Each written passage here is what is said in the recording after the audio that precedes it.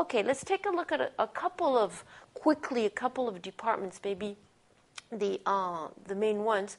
Research and development, of course, it's not R&D, it's R&D. Usually you see that it's practically never written in full letters. It's R&D. You talk about R&D. Where are you working? Oh, I work in R&D. Okay, so what are you going to do? Well, you're going to be taking care of innovation. And you know that innovation is a big part of the engine of growth of the company, and especially in times of crisis. Okay, in times of crisis, it's the time to innovate, to expand your horizons. Okay, it is a department discovering new knowledge. Okay, about products, processes, and service. Okay, and once they have discovered, what is it? You have to apply that knowledge. You have to transform. Okay, it's a kind of production. You have to transform that knowledge to create new improved products, processes, or services that, in fact, will fill the market needs. There are needs in the market. The needs have to be identified.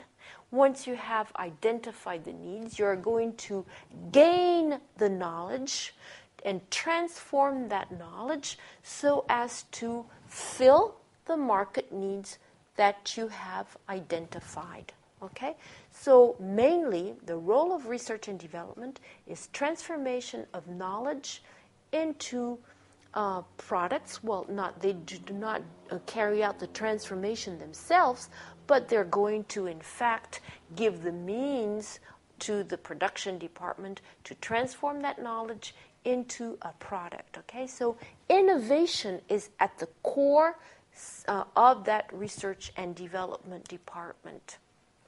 Okay, and of course, all the major big companies do have a research and development department. It is in charge of innovation. That is one of the key sentences you should remember. In charge of, responsable de, il a la charge de. It is in charge of innovation.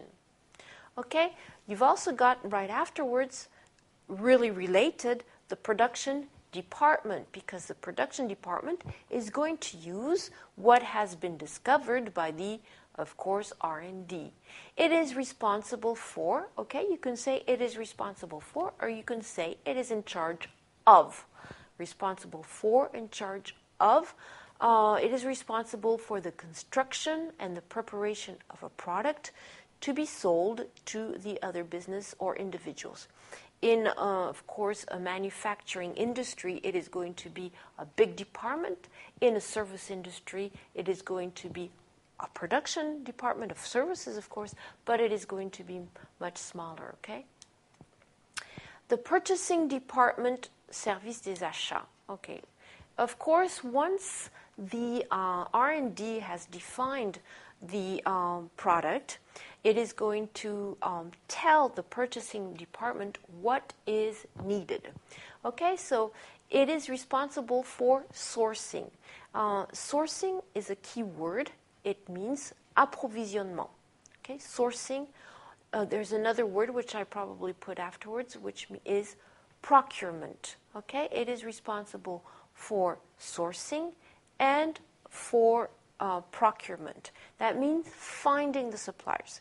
And this is, the purchasing department has a very, very high responsibility in the costs of the company, because the purchasing department has negotiators, and it's going to have to negotiate the price of the supplies it's going to buy.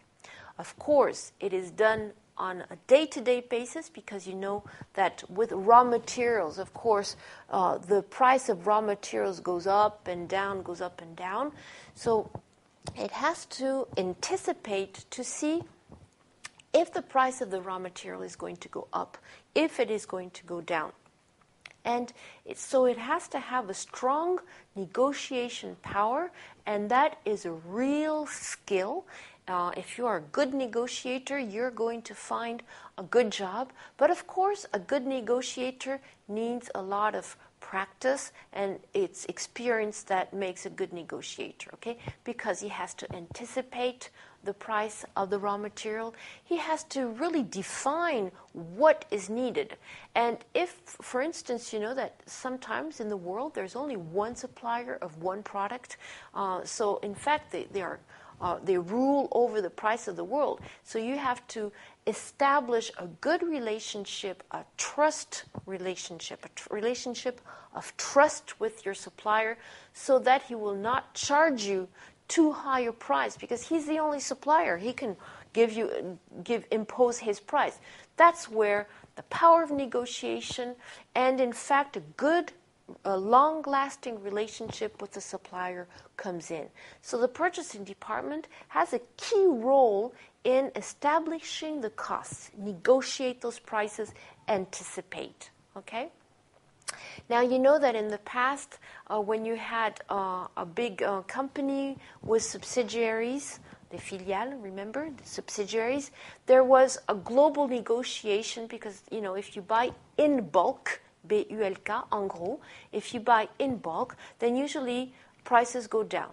Well, there is a new trend, in fact, where the negotiations are not that global, and each subsidiary is going to negotiate its own price in order, in fact, to have a closer relationship with, in fact, suppliers that are close by. We'll talk about that in the next chapter. I won't talk about that too much. So, in fact, the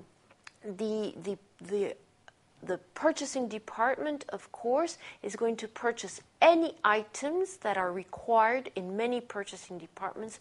Performance is measured by how well the department cuts costs. How well the department cuts costs. Of course, the department has to find a balance between costs and quality. Of course, you can find low-cost products, but you have, if you want to have a good product quality, you're going to have to buy good, of course, products to start with. Okay, so tricky position. The purchasing department is a tricky department. You have to really have a lot of. Because why? Because who you're going to have behind you, you're going to have the accounting department right behind you, who's going to tell you, you bought that, maybe you paid too much for it, because it's not going to be that profitable in the long run. Okay, so the accounting department takes a close look at what the purchasing department does. Accounting typically gives the company a way of measuring performance. It's the accounting department because it's going to report. Now, it's up to the company to decide how often, but it's going to give the financial performance as well as managing cash flow and, of course, usually budgeting. It gives.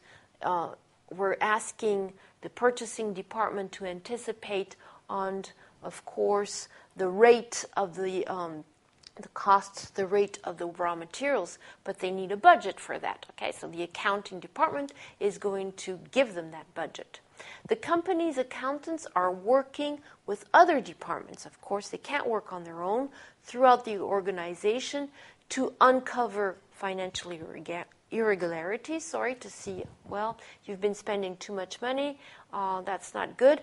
But a lot to prevent corporate scandals. Remember, we talked about the fact that now shareholders are really taking a look at what's happening in the companies, and the accountants, because of the Sarbanes-Oxley law, they have to give specific accounts to the government in the United States now, so they have to really see what their departments are doing. Take a closer look. One other key department is the Human Resource Department. It manages the administrative tasks of the employees, but more than that, it sees that its employees are doing well. It wants happy employee. A happy employee is a more productive, more profitable employee, okay? So it's going to track down employees with the right skills. It's going to negotiate, of course, with the CEO and the shareholders the salaries, and it's going to recruit the employees by making them happy, of course. So it deals with issues related to people, such as compensation. Compensation, remember, we already saw that money. It is money. We already saw that term. It's a nice way of saying salary, of saying wage. You get a compensation for your work. It's politically correct, the politically correct word for saying salary. Okay, such as you don't say an employee, you say a partner. Okay, so you get a compensation. It's responsible for the compensation, for hiring, l'embauche, for the performance of the managers, for the organization development, for the safety of the workers, the wellness, le bien-être, the wellness. Le bien-être for benefits, okay, what are the benefits? It may be insurance, it may be vacations, it may be organizing a concert, anything dealing with the wellness, with the happiness of the people. Employee motivation, of course, communication, administration, retention, and training. If you have to remember a couple of words there, you're going to remember compensation, hiring, wellness, and retention, okay, and training. 5 words, okay, you have to remember that are specific to that department.